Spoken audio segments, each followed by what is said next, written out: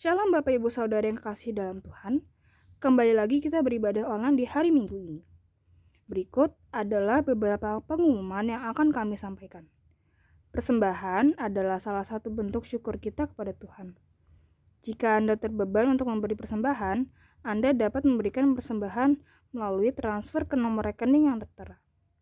Setiap Rabu, kami mengadakan online meeting prayer jam 8 malam melalui aplikasi Zoom. Mari kita bersama-sama berdoa dan memuliakan nama Tuhan. Gereja ini terbentuk dari care group. Jika Anda ingin mengikuti care group, silahkan menghubungi gembala care group masing-masing atau elders kami.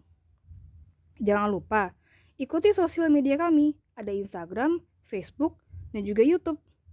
Dan jika ada masalah yang ingin dibagikan, kami, para elders, akan membantu Anda. Silakan hubungi nomor WhatsApp yang ada. Berikut pengumuman yang disampaikan. Selamat mengikuti ibadah dan Tuhan Yesus memberkati. Shalom jemaat LCC yang dikasihi Tuhan. Selamat hari Minggu, selamat beribadah. Sebelum kita memulai ibadah kita pada hari ini, saya menyambut semua jemaat yang ikut beribadah dalam ibadah online kita hari ini. Mari kita mempersiapkan diri kita sungguh-sungguh untuk kita menikmati hadirat Tuhan lewat setiap puji-pujian dan penyembahan yang kita naikkan dan firman Tuhan yang disampaikan oleh Pastor Alex. Pagi ini kita akan mendoakan pastor kita, gembala kita Pastor Muksin dan elders kita Pak Aswin yang sedang dalam perjalanan pelayanan di Pulau Bangka. Biarlah setiap pelayanan mereka boleh menjadi berkat di sana. Mari kita berdoa bersama-sama. Allah Bapa kami yang bertata dalam kerajaan surga, Tuhan Yesus Kristus yang mengasihi kami. Terima kasih Bapa, terima kasih Tuhan.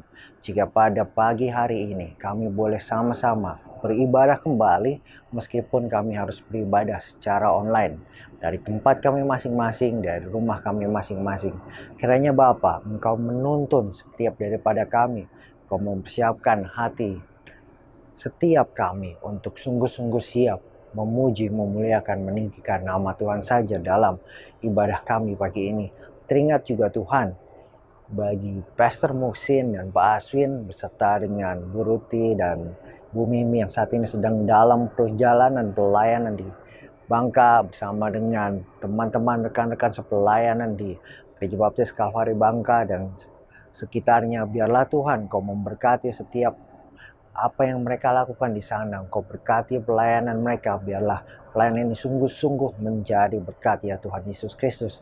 Kami serahkan Bapa kehidupan pelayanan dan setiap daripada kami melalui doa kami pagi hari ini. Dan kami serahkan Tuhan ibadah kami ke dalam tangan kuasa Tuhan saja. Dan biarlah Tuhan segala sesuatunya boleh meninggikan dan memuliakan nama Tuhan Yesus Kristus saja. Hanya di dalam nama-Mu kami berdoa dan ucap syukur. Haleluya. Amin. Salam Bapak Ibu semuanya, mari kita bersyukur kepada Tuhan. Selamat hari Minggu, kita mau beribadah dan memuji nama Tuhan. Masuk gerbangnya bersyukur.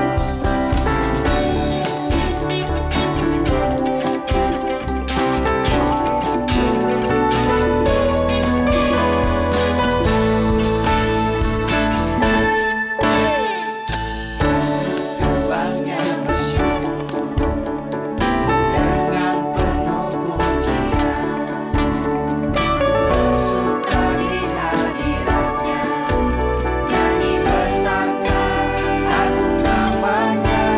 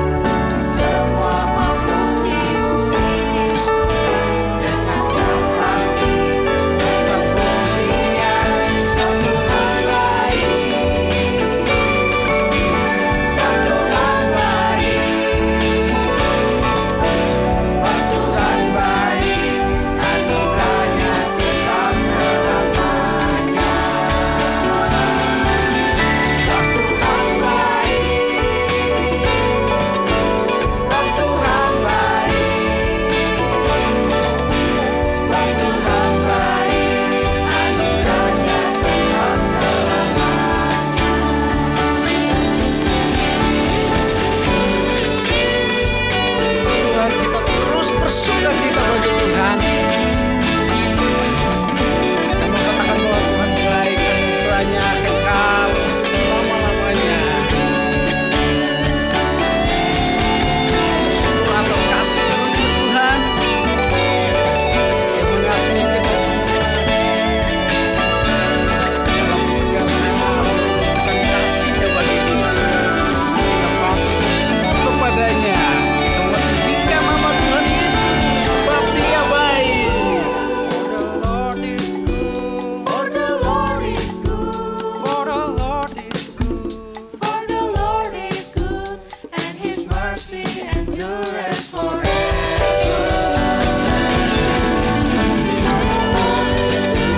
Tuhan Yesus baik.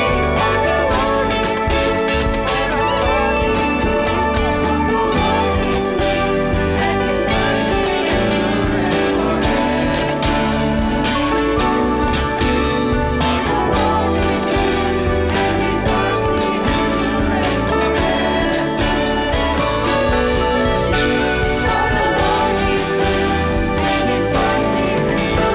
forever.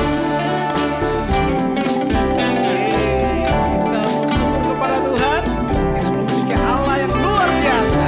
Dia baik untuk kita dari saat ini sampai selama-lamanya. Yeay, haleluya.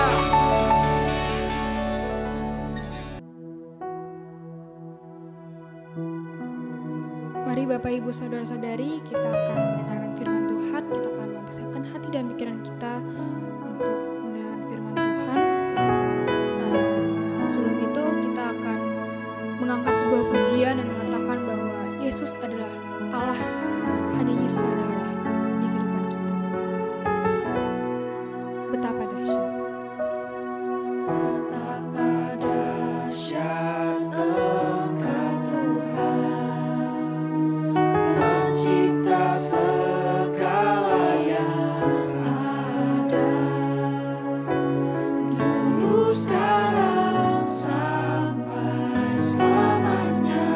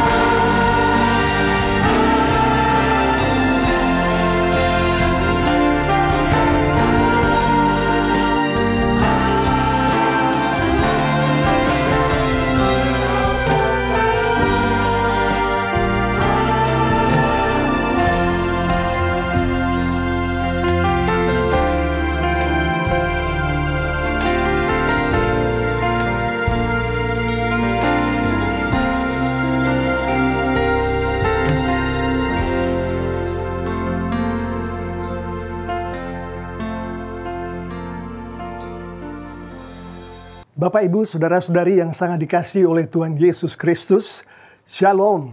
Saya mau memulai khotbah pada minggu pagi hari ini dengan menyampaikan perasaan terima kasih kepada Lembaga Literatur Baptis dan semua teman-teman sepelayanan saya di sini yang sudah dengan berbaik hati mengizinkan saya untuk mempergunakan fasilitas yang begini bagus yang dimiliki oleh mereka pada saat saya berada di dalam situasi emergency yang terjadi sejak tadi pagi.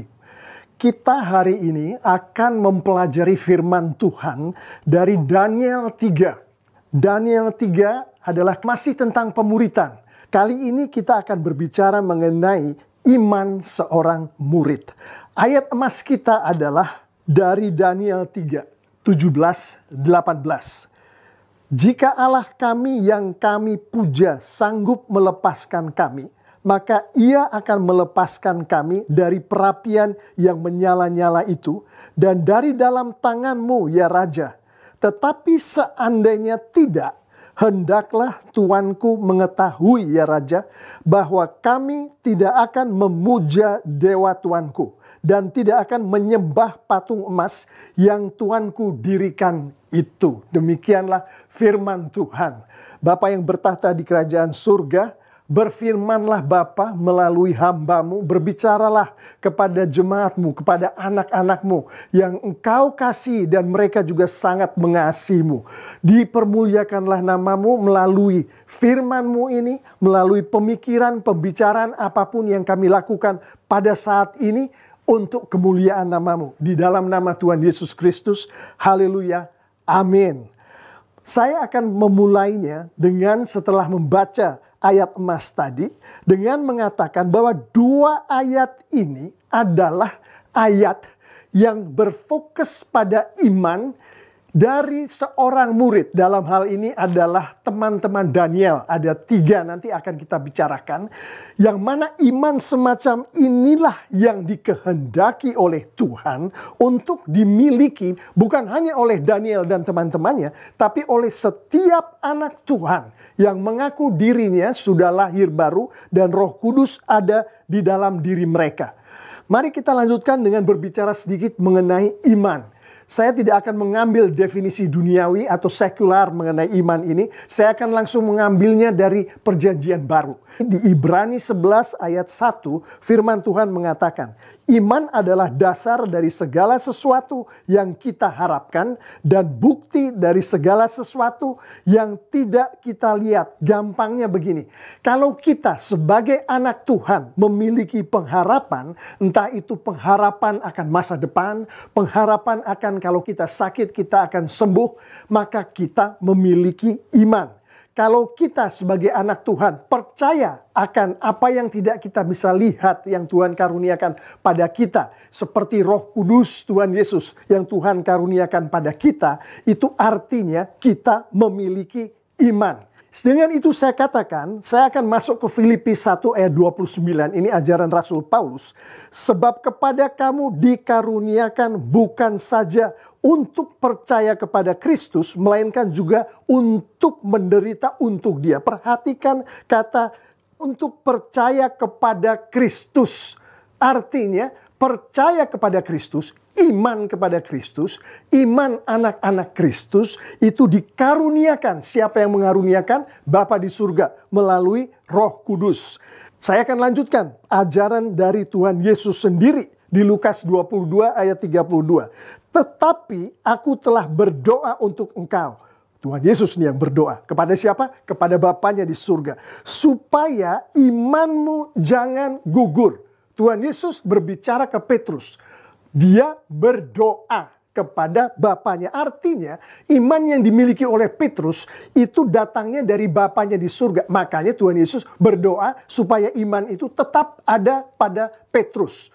Ada pada Petrus, ada pada kita semua, Bapak Ibu Saudara-saudari yang sangat dikasihi Tuhan Yesus, yang memiliki Roh Kudus Tuhan Yesus di dalam kita. Kita akan melihat selanjutnya yaitu dari Daniel 2, 20 sampai 22. Di situ firman Tuhan berkata, berkatalah Daniel, terpujilah nama Allah dari selama-lamanya sampai selama-lamanya, sebab daripada Dialah hikmat, dan kekuatan. Apa yang diimani oleh Daniel? Saya masuk dulu ke Daniel di pasal 2. Dia mengimani bahwa Allah lah yang memberi hikmat, Allah lah yang memberi kekuatan kepada siapapun juga di dunia ini yang percaya padanya.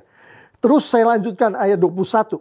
Dia mengubah saat dan waktu, dia memecat raja dan mengangkat raja. Daniel mengimani bahwa Allah lah yang mengubah saat dan waktu. Daniel mengimani bahwa Allah lah yang memecat raja dan Allah lah yang mengangkat raja. Allah lah yang memberi hikmat, Allah lah yang memberi orang kebijaksanaan, Allah lah yang memberi orang pengetahuan dan pengertian. Dilanjutkan di ayat 22, Daniel berkata, dialah yang menyingkapkan hal-hal yang tidak terduga, yang tersembunyi, dia tahu apa yang ada di dalam gelap. Itu yang diimani oleh Daniel mengenai Allahnya. Selanjutnya di ayat yang ke-23, Daniel berbicara kepada Allahnya mengenai iman yang dia miliki. Tadi iman yang dimiliki oleh semua anak-anak Tuhan. Dia katakan, ya Allah nenek moyangku, kupuji dan kumuliakan engkau sebab engkau mengaruniakan kepadaku hikmat dan kekuatan. Hikmat dan kekuatan yang dimiliki oleh Daniel, Daniel mengimani datangnya dari Allah. Allah Daniel, Allah kita semua. Engkau telah memberitahukan kepada kami hal yang dipersoalkan raja. Jadi pengetahuan Daniel, kemampuan Daniel adalah dia imani datangnya dari Allah sendiri, dari Tuhan. Lalu kita akan masuk ke ayat emas kita kali ini. Dari Daniel 3, tadi Daniel pasal 2 mengenai Daniel. Daniel 3 adalah mengenai ketiga teman Daniel. Hanania, Misael, dan Azaria. Di situ dikatakan, ini mereka bertiga tadi yang berbicara. Jika Allah kami yang kami puja sanggup melepaskan kami, maka ia akan melepaskan kami dari perapian yang menyala-nyala. Iman yang luar biasa bukan? Dari tiga orang ini kepada Allahnya. Dilanjutkan di ayat ke-18. Tetapi seandainya tidak, hendaklah tuanku mengetahui, ya raja, bahwa kami tidak akan memuja dewa tuanku dan tidak akan menyembah patung emas yang tuanku dirikan itu. Perlu kita ketahui bahwa di dalam menyampaikan dua ayat ini, ketiga orang tadi mempertaruhkan nyawa mereka. Bayangkan kalau seseorang mempertaruhkan nyawa, pasti sesuatu yang dia imani. Yang dia imani begitu kuat sehingga mereka berani mempertaruhkan bahkan nyawa mereka sendiri. Begitu kuat iman yang dimiliki oleh ketiga teman Daniel ini.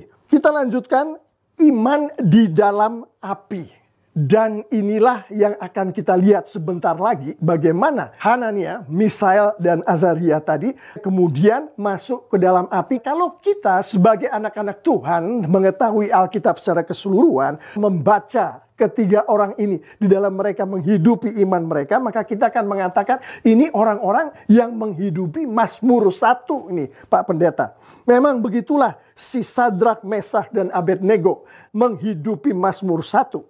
Orang-orang yang imannya menghidupi Mazmur 1 memiliki iman ini kebahagiaan bagi orang-orang yang menghidupinya.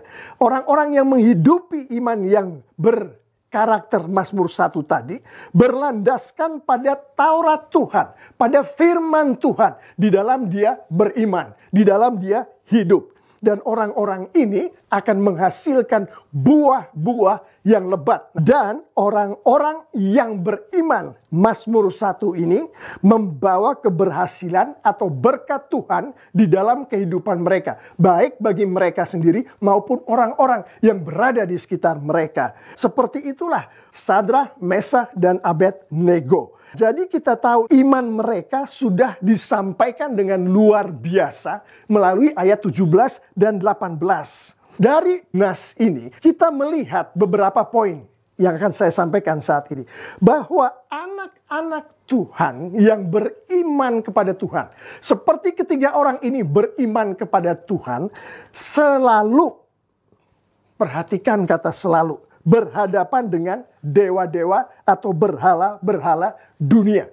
Kita bukan hanya melihat ini dari kitab Daniel. Kita melihat di berbagai macam kitab. Saya tidak tahu cara kerja si iblis atau setan itu. Begitu mengetahui ada anak Tuhan, beriman kuat pada Tuhan, mereka masuk dengan segala macam tipu muslihat, memberikan goda-godaan melalui dewa-dewa dan berhala-berhala.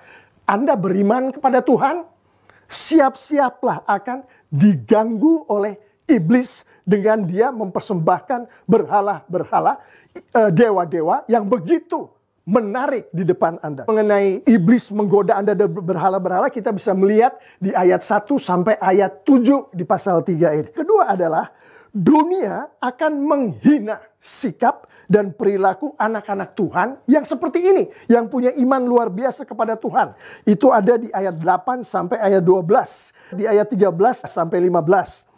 Anak-anak Tuhan akan ditantang untuk menyembah dewa-dewa dunia.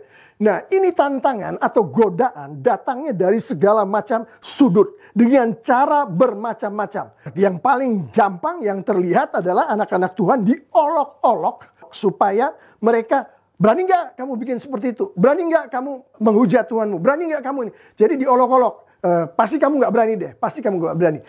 Mereka akan selalu menghadapi hal-hal yang seperti itu. Hanya karena mereka punya iman yang begitu luar biasa. Di ayat 16 sampai 18, firman Tuhan menunjukkan poin yang berikut ini. Di mana anak-anak Tuhan, termasuk ketiga orang tadi, harus berani menghadapi bahaya di dalam mereka menghidupi iman mereka. Yang kita lihat dari ayat itu adalah si Sadrak, Mesak, dan Abednego itu berada di dalam bahaya. Itu contoh siapa yang dibalik itu, si setan. Hari ini setan masih ada, artinya kita pun anak-anak Tuhan yang memiliki iman yang kuat akan selalu berada di dalam bahaya. Ayat 19:30, saya akan menyimpulkan poin besarnya. Anak-anak Tuhan harus mengimani bahwa Tuhan, apapun yang terjadi, akan menyertai anak-anak Tuhan itu. Kita, si Sadrak, Mesak, Abednego, siapapun anak-anak Tuhan, apapun yang terjadi, Tuhan pasti akan menyertai anak-anaknya yang menghidupi iman mereka, iman kepada Tuhan. Sekarang kita akan melihat bagaimana si ketiga anak Tuhan tadi berhadapan dengan berhala. Kita sudah tahu apa saja yang terjadi pada mereka yang tadi barusan kita bicarakan.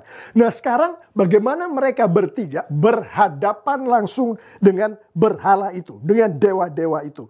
Di ayat 1 ditunjukkan Raja Nebukadnezar, raja yang berkuasa ini, negara adikuasa, tentara yang luar biasa. Dia mendirikan patung emas. Ini bukan patung emas biasa ini. Patung emas yang tinggi besar, tinggi berkali-kali lebih tinggi daripada manusia, jauh lebih besar daripada manusia, sangat mengintimidasi. Raja yang mendirikan.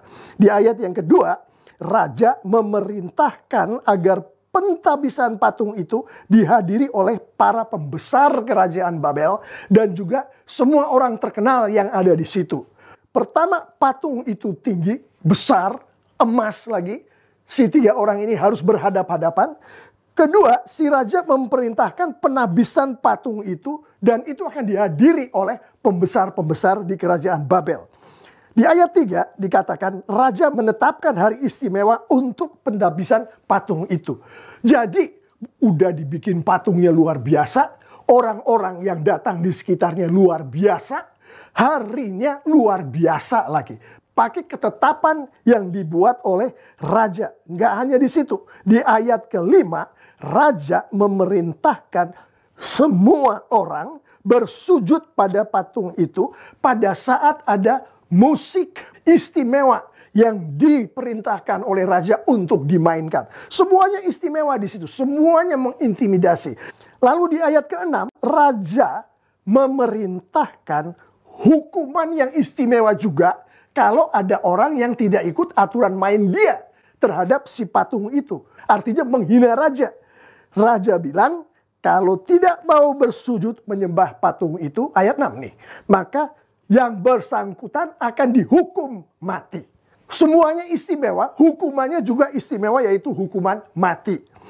Ayat selanjutnya, ayat 7. Orang-orang dari segala bangsa dan bahasa bersujud menyembah patung itu saat mendengar bunyi musik istimewa itu. Suatu kejadian yang istimewa juga. Bayangkan, puluhan ribu, mungkin bahkan ratusan ribu, karena patung ini didirikan di dataran yang luas. Ratusan ribu orang menyembah kepada patung emas ini. Bayangkan berada di tempat itu. Sesuatu yang istimewa dan luar biasa sedang terjadi. Dan ketiga anak Tuhan ini berada di dalam situasi seperti itu. Berhadapan langsung dengan berhala, dengan dewa yang mempergunakan kekuatan raja. Mempergunakan segala macam kekuatan. Dari orang-orang dari segala bangsa dan bahasa, termasuk musik-musik, semuanya dipergunakan secara istimewa untuk menghancurkan iman dari ketiga anak Tuhan tadi. Tapi kita lihat apa yang terjadi pada ketiga anak Tuhan ini. Di ayat 7 dan ayat 12, firman Tuhan dengan jelas menyatakan, Hanania, Misael, dan Azaria tidak menyembah patung itu. Luar biasa bukan? Ini iman yang sangat luar biasa. Mereka bukan hanya berhadapan dengan berhalanya, tapi ada musuh-musuh juga yang menemani berhala. Yang kita tahu setan mempergunakan itu musuh-musuh. Musuh-musuh itu bukan hanya raja tadi yang menyuruh. Bukan hanya pegawai-pegawai tinggi raja yang tadi menyuruh mereka tadi.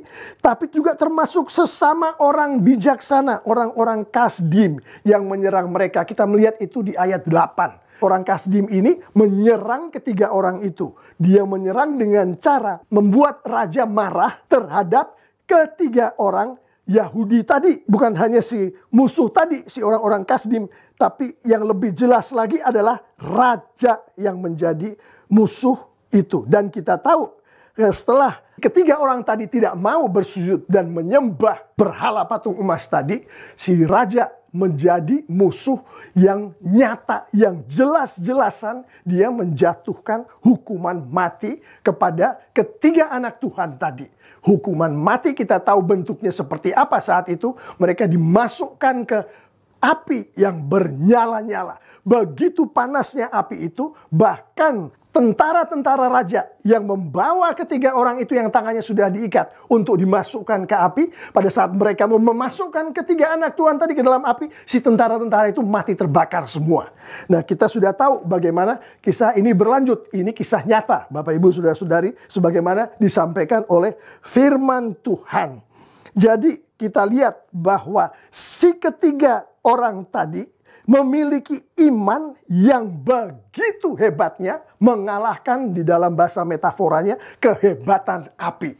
Mengalahkan semua yang dipakai oleh iblis untuk menyerang iman mereka. Dari mana datangnya iman yang seperti itu hebatnya?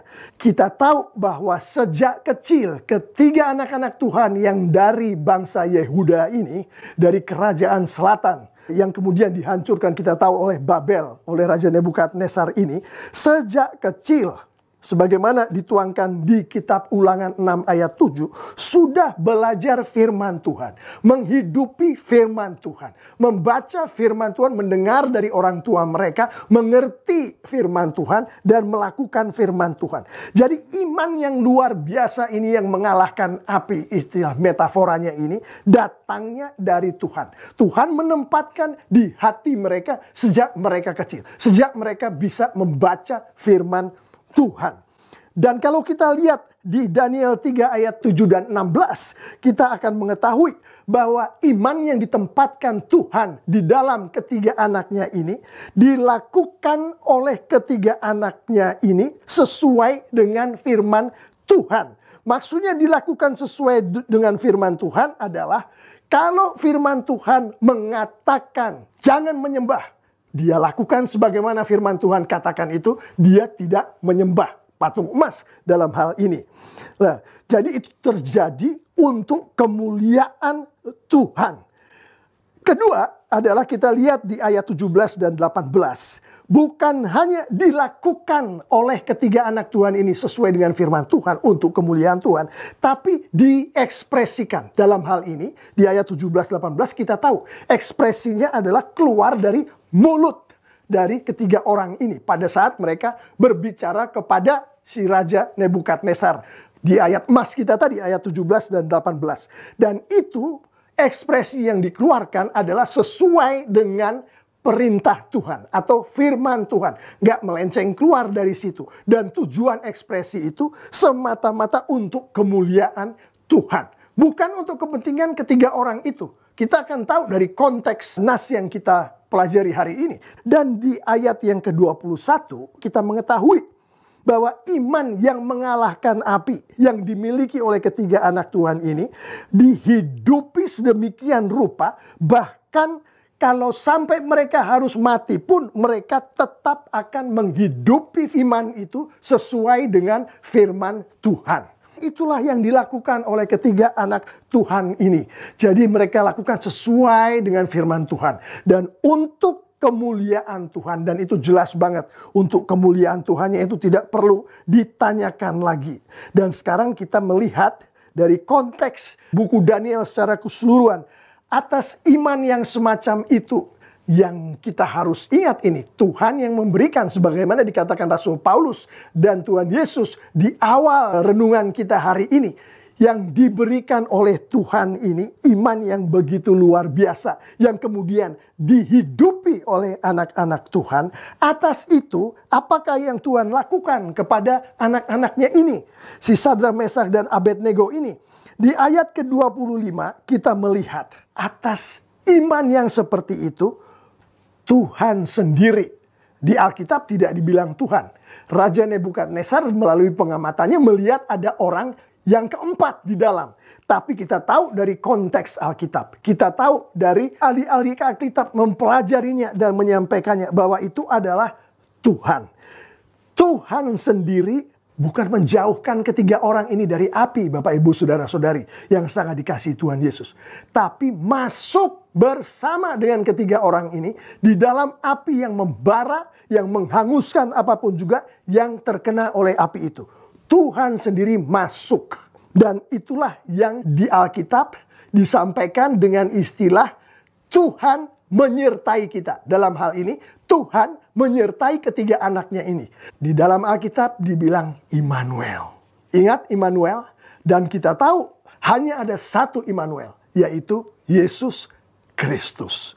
Artinya orang yang berada di dalam api adalah Yesus Kristus sendiri yang menyertai orang-orangnya, anak-anaknya yang beriman luar biasa seperti yang ditunjukkan oleh ketiga anak Tuhan ini. Dari ayat 25 masih dan ayat 27 kita mengetahui bahwa Tuhan terhadap anak-anak yang beriman luar biasa ini melindungi dan menyelamatkan. Kita tahu tiga orang itu tidak tersentuh oleh api. Bajunya pun tidak terbakar. Kita tahu itu. Tuhan melindungi. Tuhan menyelamatkan mereka. Dan dari ayat 28 dan 29 kita melihat dari firman Tuhan bahwa saat itu juga atas iman yang luar biasa dari ketiga anaknya, Tuhan memuliakan dirinya. Bentuknya seperti apa? Raja Nebukadnezar memberikan perintahnya untuk seluruh bangsa dari bahasa dan negara manapun untuk menghormati Tuhannya Sadrak, Mesak, dan Abednego. Jadi raja yang berkata begitu supaya seluruh bangsa menghormati Allah Bapa di surga. Dan itulah yang dikatakan Tuhan memuliakan dirinya melalui anak-anaknya yang beriman begitu luar biasa kepada Tuhan. Dan dari ayat 30, Tuhan memberkati anak-anaknya dengan luar biasa. Anak-anaknya yang beriman dengan luar biasa ini diberkati dengan luar biasa. Kita tahu ketiga anak Tuhan ini kemudian diangkat menjadi pejabat-pejabat penting di istana oleh raja. Jadi Bapak Ibu Saudara-saudari yang sangat dikasihi Tuhan Yesus, demikianlah iman seorang Daniel dan ketiga temannya. Demikianlah iman seorang anak Tuhan yang Tuhan maui dimiliki oleh seluruh anak Tuhan yang ada di dunia ini. Termasuk saya, termasuk Anda, termasuk istri Anda, termasuk suami Anda, termasuk anak-anak Anda. Iman yang seperti itulah yang Tuhan mau. Karena iman yang seperti itulah yang memuliakan Tuhan. Orang-orang yang beriman seperti itulah yang akan diberkati Tuhan dengan luar biasa. Jadi itulah renungan firman Tuhan pada pagi hari ini. Mari sekarang kita melihat penerapan dari renungan itu. Bapak, Ibu, saudara-saudari yang sangat dikasihi Tuhan Yesus. Melihat diri kita untuk penerapan ini bukanlah hal yang susah. Tapi yang susah adalah melihat istri kita, anak-anak kita, orang-orang yang kita kasihi lainnya di dalam mereka menghidupi kehidupan mereka. Untuk gampangnya, anggap saja mereka itu adalah anak-anak Tuhan. Sudah kenal Tuhan, datang ke gereja, melayani di sekolah minggu. Tahukah Bapak Ibu Saudara-saudari, mereka itu pun juga berhadapan dengan berhala-berhala. Apalagi kalau iman mereka adalah iman yang betul-betul, yang sungguh-sungguh kepada Tuhan Yesus. Maka iblis akan menyerang. Mereka berhadapan dengan berhala-berhala. Ini bukan pertanyaan yang perlu jawaban. Karena jawabannya udah jelas, mereka berhadapan. Itu yang dikatakan oleh Alkitab. Dan kita melihat sendiri bahwa mereka diganggu oleh iblis. Mereka pasti akan menghadapi berhala-berhala di dalam kehidupan mereka. Nah, sekarang kita sebagai seorang ayah, kita sebagai seorang suami, melihat istri kita menghadapi berhala-berhala. Melihat anak-anak kita menghadapi berhala-berhala. Bukannya kita mau melakukan sesuatu untuk kemuliaan Tuhan, terutama untuk kebaikan istri dan anak-anak kita tentunya. Nah, untuk itu mari kita lihat, belajar dari Daniel tadi. Siapakah di dalam kehidupan istri dan anak-anak Anda, atau suami Anda, atau kalau Anda seorang kakak adik Anda, yang adalah patung emas yang sedang dihadapi oleh istri atau anak Anda atau suami Anda? Apakah anak Anda itu sedang menghadapi sesuatu yang dia tidak bisa mengalihkan pikiran dia dari sesuatu itu, sehingga Tuhan tidak kelihatan lagi? Sehingga yang mereka seharusnya membaca firman Tuhan tidak dilakukan lagi. Harusnya ke gereja tidak dilakukan lagi. Tapi perhatian mereka masuk ke dalam sesuatu yang diperhatikan lebih dari mereka memperhatikan Tuhan. Itulah patung emas yang saya maksud. Mungkin hal itu adalah gaya hidup dari istri Anda. Mungkin gaya hidup dari anak-anak Anda sendiri. Mungkin gaya hidup dari suami Anda sendiri. Mungkin gaya hidup itu adalah gaya hidup belanja. Barang-barang belanjaan itulah yang menjadi dewa-dewa dan berhala-berhala. Mungkin itu adalah gaya hidup berfoya-foya. Dan itulah yang menjadi berhala atau dewa dari istri atau anak Anda atau suami Anda. Nah, sekarang kita lihat juga pertanyaan berikutnya seperti yang dihadapi oleh Sadrak, Mesah, dan Abednego tadi. Siapakah sesama orang-orang bijak seperti orang-orang Kasdim yang dihadapi oleh ketiga orang teman Daniel tadi? Di dalam kehidupan suami, istri, anak-anak Anda pada hari ini. Mungkinkah si orang-orang bijak itu adalah istri kalau Anda suami, suami kalau Anda seorang istri, atau anak-anak Anda di dalam Anda menghidupi iman Anda sebagai anak-anak Tuhan. Sehingga orang-orang ini mempengaruhi, mengolok-olok Anda supaya Anda tidak melakukan apa yang Tuhan mau Anda lakukan sebagai orang yang beriman kepada Tuhan. Kita juga perhatikan pertanyaan berikut ini. Siapakah Raja Nebukadnezar yang ada di dalam kehidupan istri, suami, atau anak Anda? Di sini yang dimaksud adalah siapakah orang yang begitu berpengaruh di dalam kehidupan Anda? Mungkin bisa atasan Anda sendiri. Mungkin bisa pemilik modal yang berpengaruh terhadap kehidupan Anda. Siapakah orang-orang itu yang bisa mempengaruhi kehidupan Anda di dalam Anda mengimani kehidupan Anda sebagai anak Tuhan, di dalam Anda mengikuti firman Tuhan? Siapakah orang-orang itu? Dan lalu apakah hukuman mati di dalam tanda kutip yang seperti dihadapi ketiga anak Tuhan, teman-teman Daniel tadi, yang terjadi di dalam kehidupan Anda, istri Anda, atau anak Anda pada hari ini? Hukuman mati itu mungkin bisa kehilangan pekerjaan misalkan.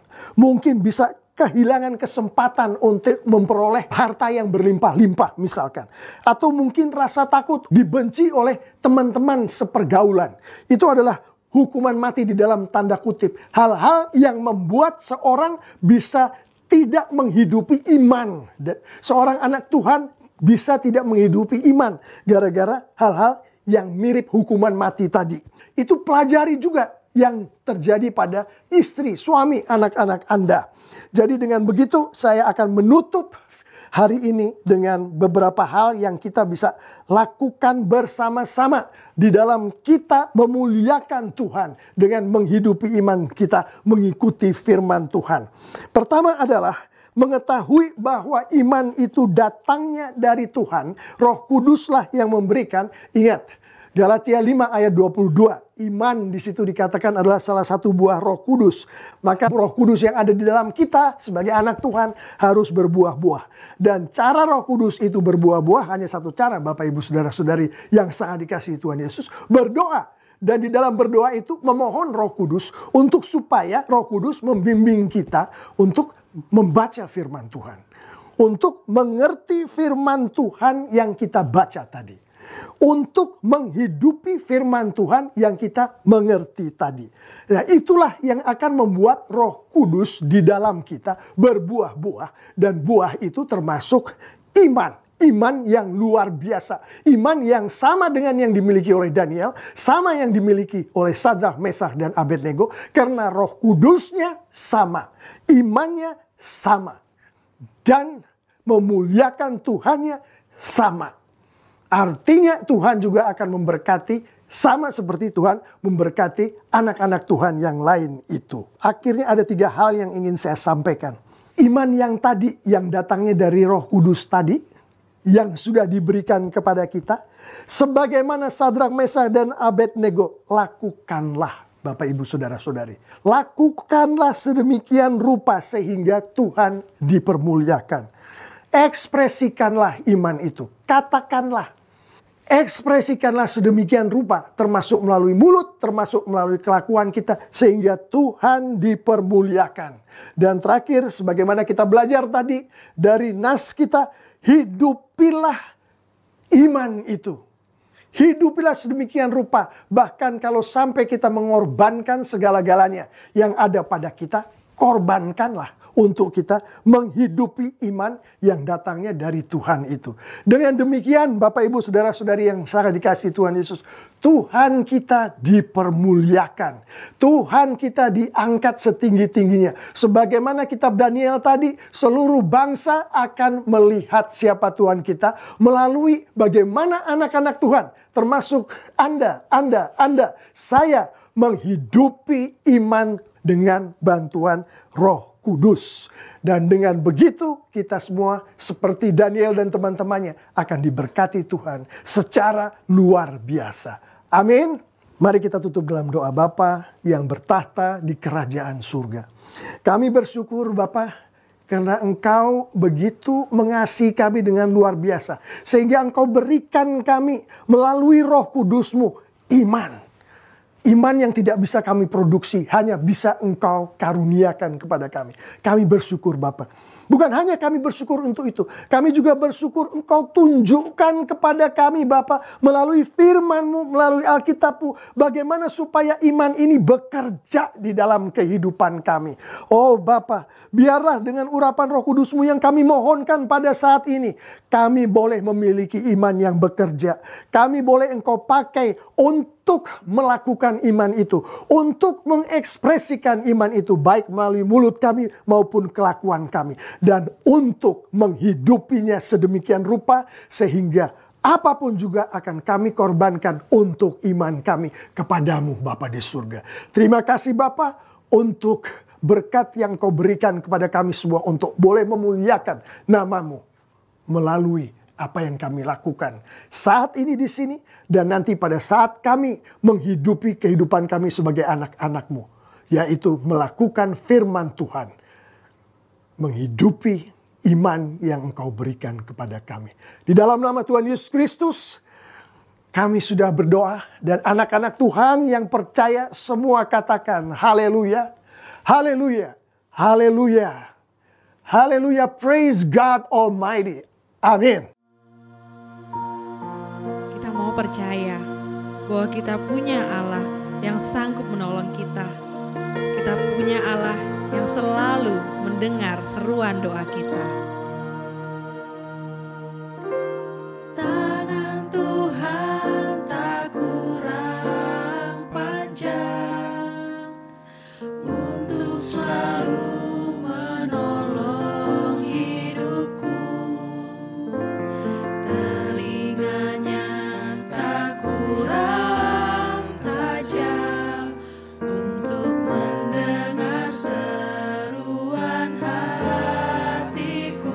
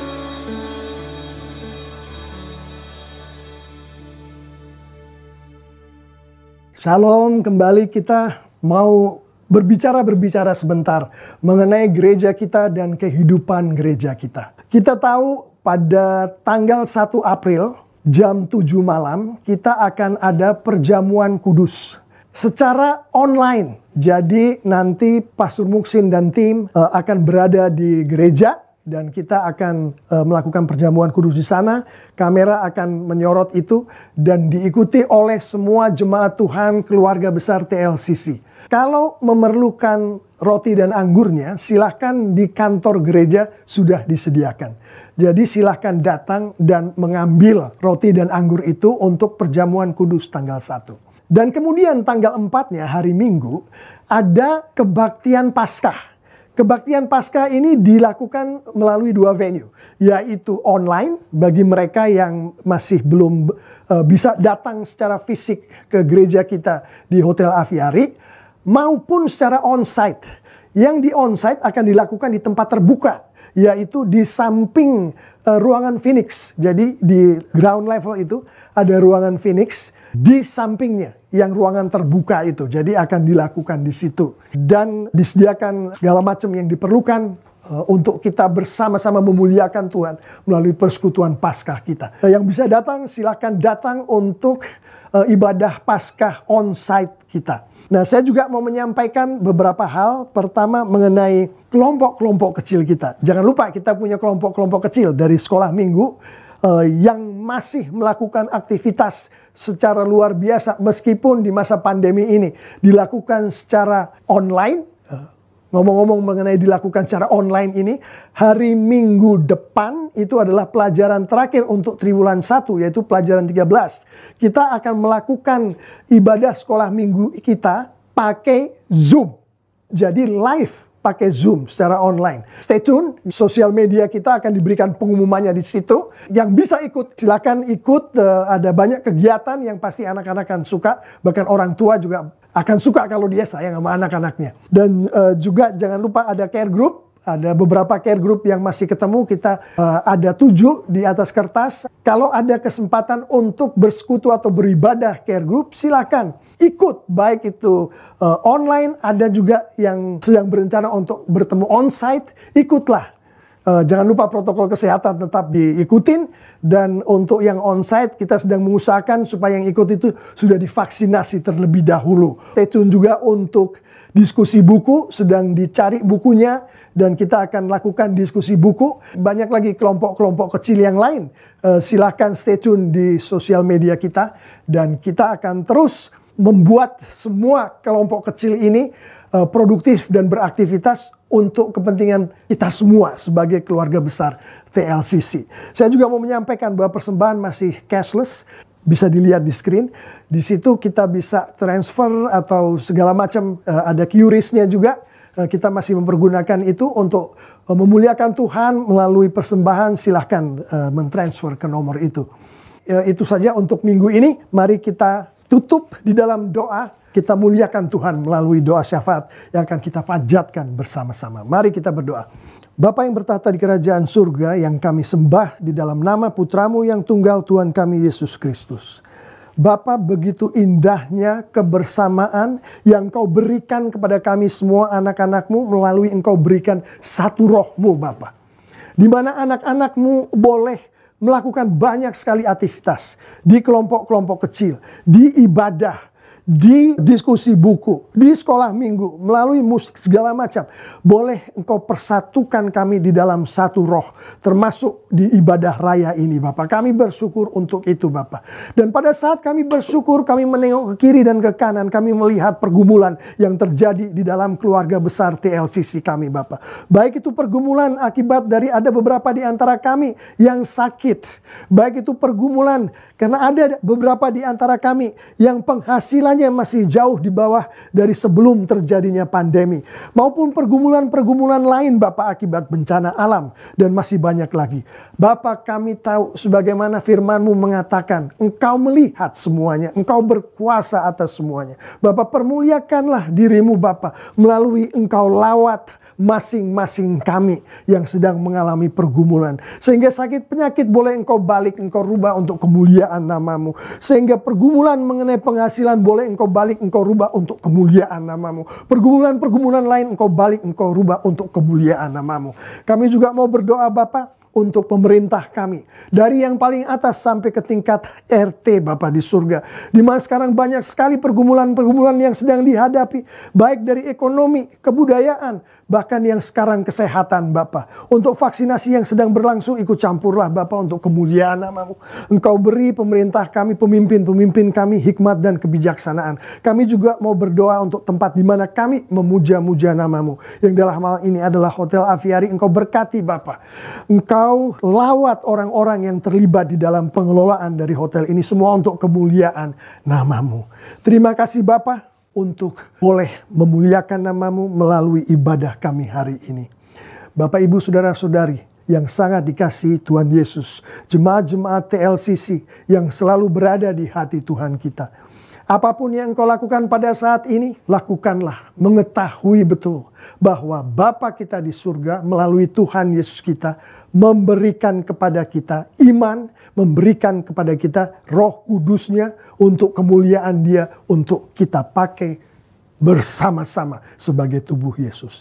Dan Roh Kudus itu sendiri akan menyertai kita semua dari sekarang sampai selama-lamanya untuk kemuliaan Tuhan. Anak-anak Tuhan semua katakan haleluya, amin. Shalom Bapak Ibu Saudara yang kekasih dalam Tuhan. Kembali lagi kita beribadah online di hari Minggu ini. Berikut adalah beberapa pengumuman yang akan kami sampaikan. Persembahan adalah salah satu bentuk syukur kita kepada Tuhan.